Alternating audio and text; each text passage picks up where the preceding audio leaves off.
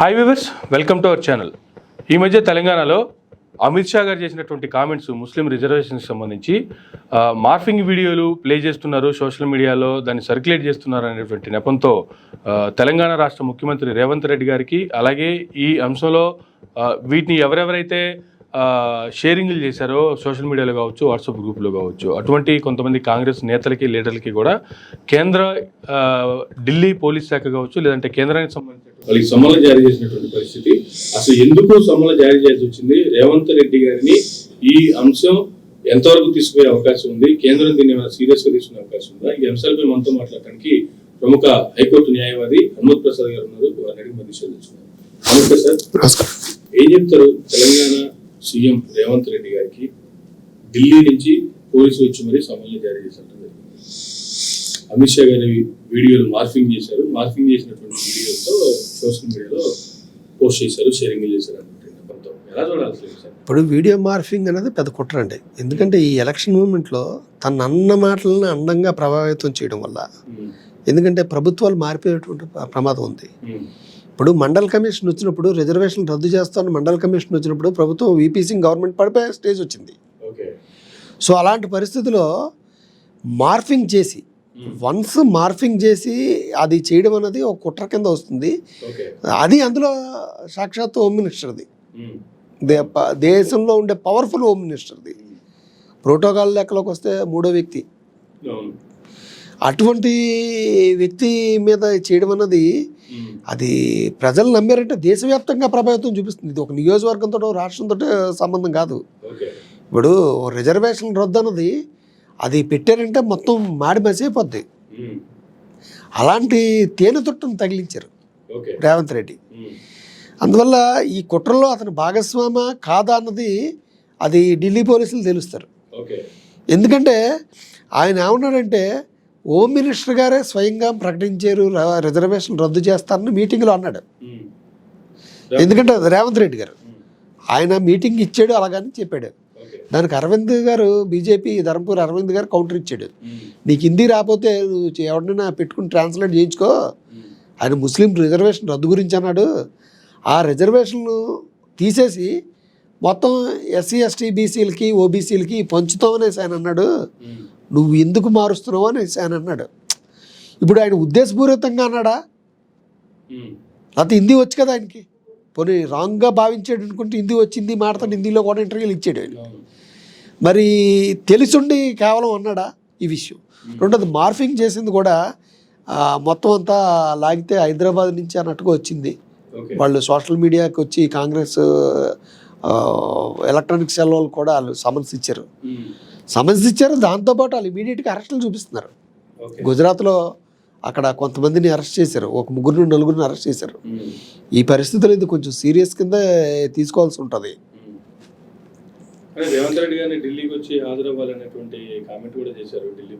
ఖచ్చితంగా చేశారు. 1వ తారీఖు హాజరు అవ్వాల్సిందే. ఇందులో కుట్ర ఉందనుకోండి, ఇందులో ఏ కేసులు పెడతారన్నది ఎలా తెలుస్తుంది, ఏ కేసు పెట్టారన్నది. ఇప్పుడు 91 సిఆర్పిసి కింద నోటీస్ ఇచ్చారు. 91 సిఆర్పిసి ఏంటంటే, నీ దగ్గర ఉన్న డాక్యుమెంట్లు ముందు సబ్మిట్ చేయాలి. చేశాక ఇతని పాత్ర ఉందా లేదా ఆలోచిస్తారు. ఇతను ఏం మాట్లాడేది ఏంటి అనేది. ఈయన ఫోన్ ఇవ్వాలా, అది ఇవ్వలేదు. అది ఇవ్వకపోతే అది చాలు, ఎనఫ్. ఎందుకంటే ఇప్పుడు ఇది ఎందరితో వదిలేశారు అనుకోండి. ఇతను మాట్లాడింది ఇప్పుడు Revanth Reddy star campaigner for Congress. మొత్తం దేశవ్యాప్తంగా ప్రభావితం చూపగల నాయకుల్లో కాంగ్రెస్కి దొరికిన ఒక తురక, మెరుపు తురక అన్నమాట ఇతను రేవంత్ రెడ్డి గారు మాటలతోటి అన్ని చోట్ల తిప్పుతున్నారు ఆయన్ని. సో ఇతను మాట్లాడే మాటలు ఒక ముఖ్యమంత్రి మాట్లాడాడంటే దానికి అథెంటికేషన్ ఉంటుంది. ఇతని ప్రభావం దేశవ్యాప్తంగా చూపిస్తుంది. బీజేపీ వాళ్ళు ఇతన్ని కంట్రోల్ చేయాలంటే ఆటోమేటిక్గా బీజేపీ మేము అనలేదని చూపెట్టుకోవాలంటే ఇతని మీద యాక్షన్ తీసుకోవాలా. తీసుకుంటేనే కానీ తప్పని పరిస్థితి వచ్చింది. మిగతా సమయాల్లో ఉందనుకోండి పెద్దగా లైట్గా తీసుకుంటారు. ఇప్పుడు తీసుకోకపోతే ఇతను అన్న మాటలు నిజమే, రేవంత్ రెడ్డి గారు అన్న విషయం బయటకు వస్తుంది. మరి ఏమవుతుందో చూడాలి. మరి ఏ రకమైన సెక్షన్లు పెడతారని చూడాలి. మరి వెళ్ళలేదు కాబట్టి ఆల్రెడీ అరెస్టులు చేశారు కాబట్టి ఇక్కడ అరెస్ట్ చేసుకుంటూ వస్తారా? ఇప్పుడు ఈయనేమో ఎలక్షన్ తర్వాత వస్తున్నాడు. ఎలక్షన్ తర్వాత వస్తే ఏంటి, రాకపోతే ఏంటి, ఈ లోపల ప్రభుత్వం పడిపోతే, బీజేపీ గవర్నమెంట్ పడిపోయింది అనుకోండి, మొత్తం ఎస్సీ ఎస్టీస్ అందరూ వ్యతిరేకంగా ఓటేశారు అనుకోండి, అప్పుడు పరిస్థితి ఏంటి? ఇప్పుడు ఏదో యాక్షన్ తీసుకుంటేనే తప్ప ఇది మేము అనలేదని వాళ్ళు నిరూపించుకునే అవకాశం లేదు. ఓకే. ఇప్పుడు రేవంత్ రెడ్డి గారు వెళ్ళి జనరల్గా ఒక ముక్క చెప్పేసి అదేదో ఎవరో ఆకతాయిలు చేసే ఉంటారు, మేము చేసింది కాదు అనేసి ఒక ముక్క చెప్పాడు అనుకోండి, తర్వాత ఉంటుందో తర్వాత సంగతి. ఇతను వెళ్ళకపోవడం అన్నది సమస్యను మరింత జటిలం చేస్తుంది తప్ప ఇది అవ్వదు. టెలిఫోన్ టెలిఫోన్ ట్యాపింగ్ లాంటిది ఇది ఇంతకంటే దారుణం ఉంటుంది. చాలా సెక్షన్స్ పడవచ్చు, ఐటీలో 66 పడవచ్చు, 420 పడవచ్చు, 120 పడవచ్చు, ఏదైనా పడవచ్చు. అంటే ఒక గొడవలు కూడా జరిగేటువంటి అవకాశం ఉంది. 2 మతాల మధ్య కులాల మధ్య కూడా గొడవలు జరిగేటువంటి ఆస్కారం ఎక్కువగా ఉంది. అందువల్ల ఖచ్చితంగా వాళ్ళు యాక్షన్ తీసుకుంటారని నేను అనుకుంటున్నాను. అయితే అసలు ఈ ముస్లిం రిజర్వేషన్ గొడవ ఏంది, అసలు ఎలక్షన్ టైంలో ఇది ఎందుకు వచ్చింది, వీళ్ళకు ఉన్నటువంటి 4% తీసేసి ఎస్సీ ఎస్టీలకి కావచ్చు, బీసీలకి కావచ్చు, లేదంటే వేరే వాళ్ళకి పంచాల్సినటువంటి అవసరం ఏమొచ్చింది, దీనివల్ల రాష్ట్రానికి లేదా ముస్లింస్కి లాభమా నష్టమా అంటే వాళ్ళు మొదటి నుంచి క్లారిటీగా ఉన్నారండి. రిజర్వేషన్ అన్నది కులాలకు తప్ప మతాలకి మతపరంగా దేశాన్ని విభజించవు, అంతా ఒకటే. వాళ్ళు మొదటి నుంచి సిఏఏ పెట్టారు, కామన్ సివిల్ కోడ్ అని పెట్టారు. నీకొకటి నాకొకటి అనేది కాదు, అందరికీ ఒకటే. ఇక్కడ విడాకులు హిందువుల్లో ఎలాగవుతుందో ముస్లింలో కూడా అలాగ వాళ్ళు తలాక్ తీశారు. అలాగే మతపరమైన రిజర్వేషన్లనే వాళ్ళు వద్దంటున్నారు. అంటే ముస్లింలకు వ్యతిరేకమని కాదు, మతపరమైన రిజర్వేషన్లకు వ్యతిరేకం. దీన్ని ఏం చేస్తారంటే ఒక మతం వాళ్ళు మీకు రిజర్వేషన్లు తీశారని ప్రతిపక్షం వాళ్ళు చేస్తున్నారు తప్ప అందరూ ఒకటైన భావన. ఇక్కడికి వచ్చేటప్పటికి ఇక్కడ ఈ కులంలో వచ్చేటప్పటికి భారత రాజ్యాంగం ప్రకారం రిజర్వేషన్ ఇవ్వడం జరిగింది, దాన్ని పొడిగించడం జరుగుతుంది. అది ఇస్తారా లేదా తర్వాత సంగతి. మతపరమైన రిజర్వేషన్లు ఇమ్మని ఎక్కడ రాజ్యాంగంలో లేదు కదా, అందరూ సమానం ఉంటుంది. సిఏఏ పెట్టింది, అక్కడ 370 ఆర్టికల్ రద్దు చేసింది, అది ఖచ్చితంగా చేస్తుంది. అందువల్ల అది రద్దు చేయడం వల్ల బీజేపీకి వచ్చిన నష్టం ఏమి లేదు. అందులో వేసేటువంటి వ్యక్తులు ముస్లిం ఓట్లు బీజేపీకి పడతాయి, పడడం ఎలాగా పడవు. అంటే మెజారిటీ ఆఫ్ ది ముస్లిమ్స్ బీజేపీని వ్యతిరేకిస్తారు. అందువల్ల ఇతను తీయను అనడం వల్ల ఇతనికి ఏమైనా ఉరిగేది ఏమైనా ఉందా, వాళ్ళ ఓట్లు ఏమైనా పడిపోతాయా? అందువల్ల వాళ్ళ పార్టీ డెసిషన్ అది స్టాండ్.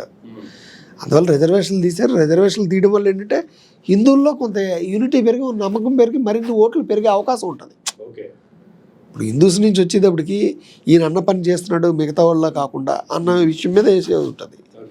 పెరిగితే తప్ప అతను ఓట్లేం తక్కువ, వాళ్ళు క్లారిటీగా ఉన్నారు. ఇప్పుడు పాత బస్తీలో అసదుద్దీన్ ఓవైసీ ఉన్నాడు, ముస్లింలు అందరూ ఒకటి, ఎవరు వచ్చి నుంచి అతనికే వేస్తారు అంతే. అలాగే ఇక్కడ అంతే సంపాదించుకుంటారు వాళ్ళు.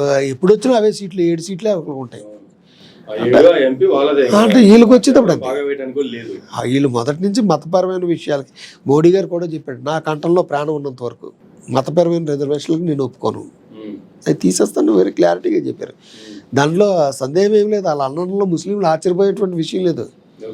ఇప్పుడు ఏ చంద్రబాబు నాయుడు, రేవంత్ రెడ్డి, లేకపోతే కేసీఆర్ మీరు రిజర్వేషన్లు ముస్లిం రిజర్వేషన్లు తీసేస్తాం అంటే అనుకుంటే అలా ఆశ్చర్యపోతారు. ఉన్నటువంటి చంద్రబాబు నాయుడు గారు కూడా ఈ మధ్య రీసెంట్ గా ఒక ముస్లిం కార్యక్రమానికి హాజరయ్యి కూడా ఏపీలో ఆయన ఒక కామెంట్ చేశారు, మసీదులు కట్టించిందే నేను, ముస్లింస్కి అంత ప్రాధాన్యత తీసుకొచ్చిందే నేను, అటువంటిది ముస్లింకి అన్యాయం చేయనిస్తానా, అన్యాయం జరిగితే ఊరుకుంటానా, ఎట్టి పరిస్థితుల్లో దానికి సపోర్ట్ చెయ్యము అనేటువంటి కామెంట్ కూడా చేశారు.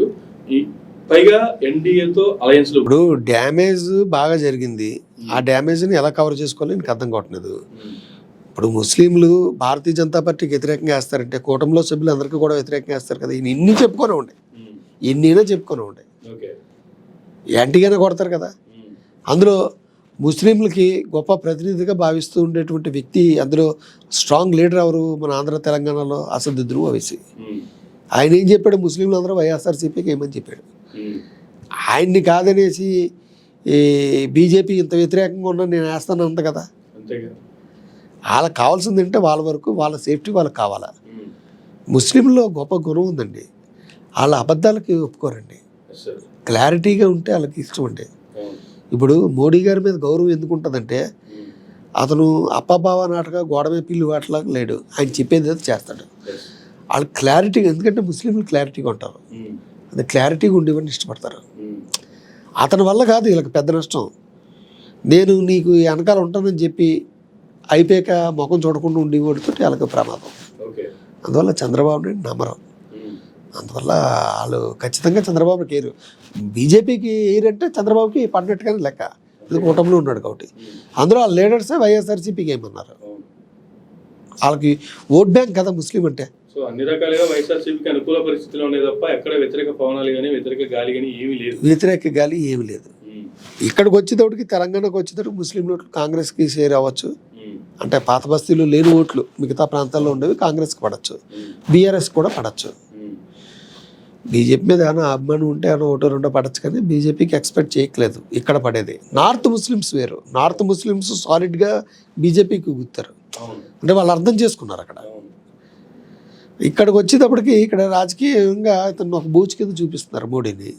అందువల్ల ముస్లిం ఓట్లు ముస్లిం ప్రాబల్యం ఎమ్మెల్యేలు లేని ప్రాంతాల్లో స్కాటర్న్ అయ్యే అవకాశం ఉంది. బట్ పాత బస్తీ వచ్చేసరికి అసలు విషయం. సో ఓవరాల్గా ఈ రిజర్వేషన్ అనే అంశాన్ని రాజకీయ పరంగా వాడుకోవడం తప్ప దీంట్లో ఎటువంటి డ్యామేజ్ ఎవరికి లేదంటారు. ఎటువంటి డ్యామేజ్ ఎవరికి లేదు. ఎందుకంటే డ్యామేజ్ ఉండేది ఎవరికంటే చంద్రబాబు నాయుడుకి ఉంటుంది. ఎందుకంటే అతను చంద్రబాబు నాయుడు సెక్యులర్, పవన్ కళ్యాణ్ సెక్యులర్. ఈ సెక్యులర్ వెళ్ళి మతతత్వ పార్టీతో వాళ్ళ దృష్టిలో, ఎందుకంటే మతతత్వ పార్టీ అని చెప్పి చంద్రబాబు నాయుడే కాంగ్రెస్తో కలిసినప్పుడు అన్నాడు. గోదావరిలో మతతత్వ పార్టీ అన్నాడు. అంటే మతతత్వ పార్టీతోటి నువ్వు కలిస్తే ఇప్పుడు నీకేమవుతుంది? నీకు నష్టం అవుతుందా లాభం అవుతుందా? అసలే వెంటిలేటర్ మీద ఉన్నాడు చంద్రబాబు నాయుడు. దానికి తోడు వెంటిలేటర్ లాగేసాడు అనుకోండి, ఊపిరి ఆడుతుంది లేదు తెలియదు. అటువంటి పరిస్థితి. రోడ్డు మీద గోటు చుట్టులాగా రొకటి పోట్లాగా ఇతనికి తీసేయడం అనేది బాగా నష్టపోయేది ఎవడంటే కూటమిలో సభ్యులు. కూటమిలో బీజేపీ వాళ్ళు ఉన్నా ఓట్లు పడవు, లేకపోయినా ఓట్లు పడవు ఒక ఎంపీకి తప్ప. అందువల్ల నష్టం వాళ్ళకి ఏమీ లేదు. నష్టం అంతా చంద్రబాబు నాయుడుకి. వీళ్ళకి నిజంగా పోటీ పెట్టుకోకుండా ఉంటే ఓట్లు చీల్చుకునేవారేమో వైఎస్ఆర్సీపీ, తెలుగుదేశం, ముస్లిం ఓట్లు. బహుశా ఆయన ఎక్స్పెక్ట్ చేసి ఉన్నాడు ఈ టైంలో కలుపుతాడని. అందువల్ల ముస్లింలని చాలా జాగ్రత్తగా తెచ్చుకు లాగేద్దాం అనుకున్నాడు. ఆయన స్టేట్మెంట్ ఇచ్చేసాడు. అమిత్ షా గారు, మోడీ గారు వచ్చి స్టేట్మెంట్ ఇచ్చాడు. ఇంకా చంద్రబాబు నాయుడు గారు ఎన్ని చెప్తే ఏంటి, నువ్వు నాకేటి చేస్తావు, ముందు వాళ్ళ చేత మాట్లాడడం మానిపించు, వాళ్ళ చేత సపోర్ట్ చేయించుకో. కూటమిలో ఆయన ఫోటో పెట్టుకోవడానికి చేసుకోలేనివి నువ్వు మాకేటి చేస్తావు నాకు క్వశ్చన్. అందరూ ఎడ్యుకేటెడ్స్ అండి. అందువల్ల మీటింగ్ జనాలు వచ్చారంటే ఎవడొచ్చినా ఇప్పుడు నా ఇంటికి ఓటేయమని ఏ పార్టీ నేను ఎవడికే వేస్తాను, ఎవడికి ఇంకో పార్టీ వాడు వస్తే నువ్వు వెళ్ళాను అన్నాం కదా. అంతే. ఇప్పుడు వాళ్ళ మీ మీటింగ్ పెట్టండి అని నాయకుడు పిలిచి ఆ డబ్బులు ఇస్తున్నాం మీరు మీటింగ్ పెట్టండి అంటే పెడతారు కదా. అంటే పార్టీ ఫండ్ కింద ఇచ్చినా ఇవ్వకపోయినా పెడతారు కదా. అందువల్ల అలా పెట్టినప్పుడు మాట్లాడేటప్పుడు ఎవడో విమర్శిస్తాడు, అలాగేలేండి అంటారు. అది వాళ్ళ ఓట్లు అయితే పడవు. థ్యాంక్ యూ అండి. ఇదండి ముస్లిం రిజర్వేషన్ సంబంధించి కావచ్చు, తెలంగాణలో జరుగుతున్నటువంటి రేవంత్ రెడ్డి గారికి అంశంలో జరుగుతున్నటువంటి అంశాలకు సంబంధించి కావచ్చు, అడ్వకేట్ అమృత్ ప్రసాద్ గారు ఇచ్చినటువంటి వివరణ. ఇది ఈనాటి ఇంటర్వ్యూ. మరో ఇంటర్వ్యూలో మళ్ళీ కలుద్దాం. చూస్తూనే ఉండండి మేరా మీడియా.